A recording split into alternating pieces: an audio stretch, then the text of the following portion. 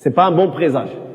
Alors revenons parce qu'on est à 48 heures de Mawlid Nabawi, la naissance de notre prophète sallallahu alayhi wa sallam.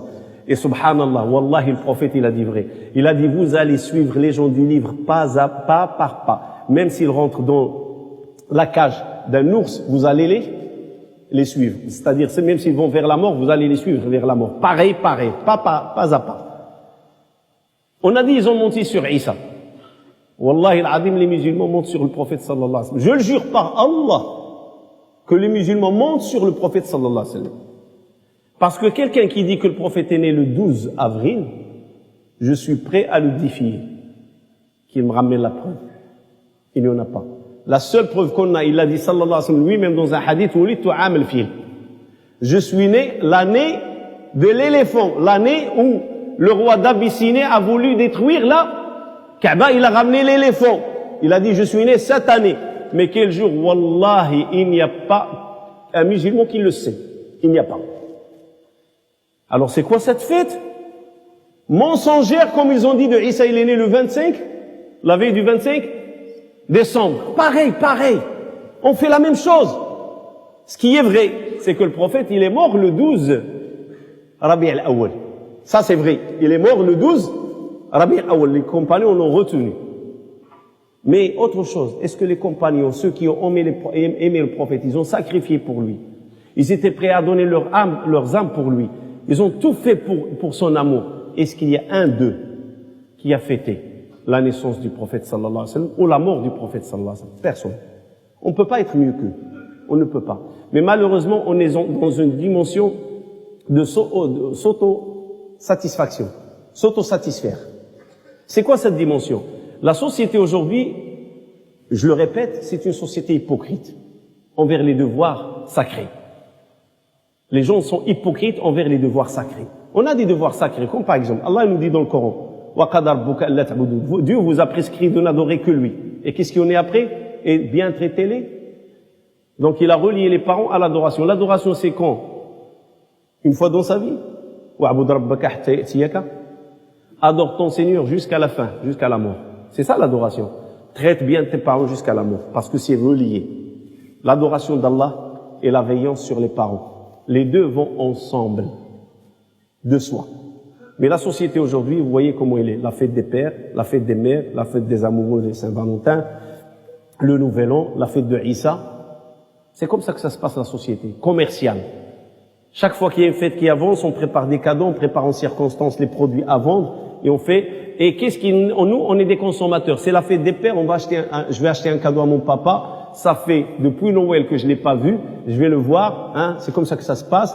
Tiens, mon papa peut-être à l'hospice. Tiens, papa, joyeuse fête. Je vais rester 1 heure, 2 heures, je partage un repas. Il me revoit plus jusqu'à Noël, la fête de la famille. C'est ça, c'est malheureux.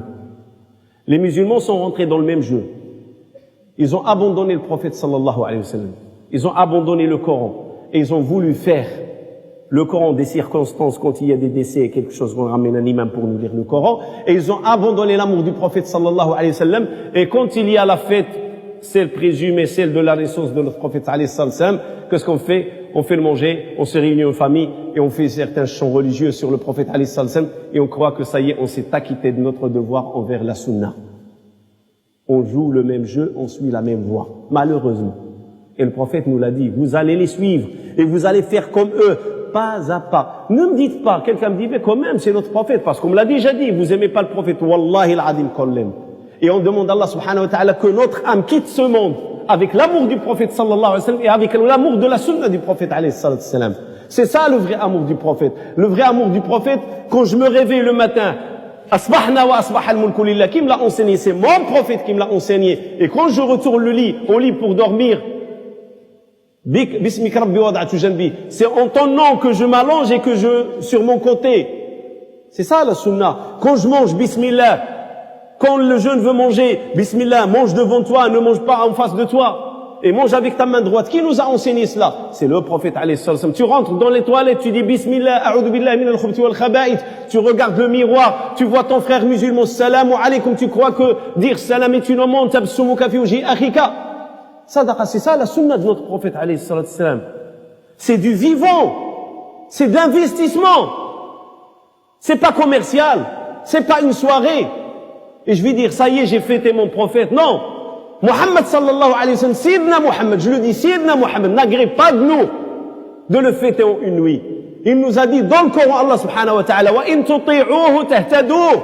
Et si vous obéissez à lui, vous allez être dans la guidance. Et comment peut-on obéir à lui? La nuit de sa naissance, présumée, inventée, mensongère? Non. On obéit à lui. Chaque jour, chaque prière, chaque comportement. C'est ça le vrai amour du prophète alayhi salatu wassalam. Et bien sûr, le nouvel an et le fêté, vous savez, l'opération de nez rouge, quand on nous passe des publicités, je me marre, bien sûr. Il pose 4 questions. Si ton copain, il boit, il va conduire. Ben, c'est son problème. Mais si ton copain, il n'est pas capable de conduire, est-ce que tu peux lui retirer les clés? Oh, je risque de le vexer. Et après, il nous montre qu'il a fait accident. C'est le problème de tout le monde maintenant. C'est contradictoire. On nous parle de l'alcool qui fait l'accident. On nous parle le fêter que ça fait accident et en même temps, on encourage à fêter. Shanghai, 37 morts ou 40 morts. À Nîmes, une femme, un frère me raconte, à Nîmes, la nuit du Nouvel An, il s'est fait violer. Il a tellement bu qu'elle ne sait plus où se donner la tête. Et qu'il y en a qui ont abusé d'elle. Et il y en a. C'est ça, fêter. C'est ça, souhaiter le Nouvel An. On accueille le Nouvel An avec l'alcool, avec le crime, avec les meurtres, avec le viol, avec la fornication. Il est où? Il va où la communauté humaine? Oublions l'islam, on va où là? Est-ce que c'est ça la communauté qu'Allah il l'a dotée d'intelligence pour réfléchir? C'est ça, elle va dans ce sens-là. C'est comme ça qu'on fait. Mais ça ne fait que du bien à ceux qui en profitent.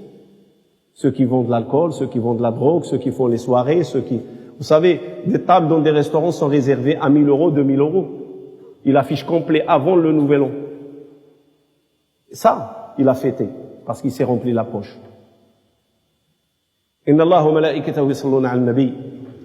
Ya ayyuhalladhina amanu sallu 'alayhi wa sallimu taslima.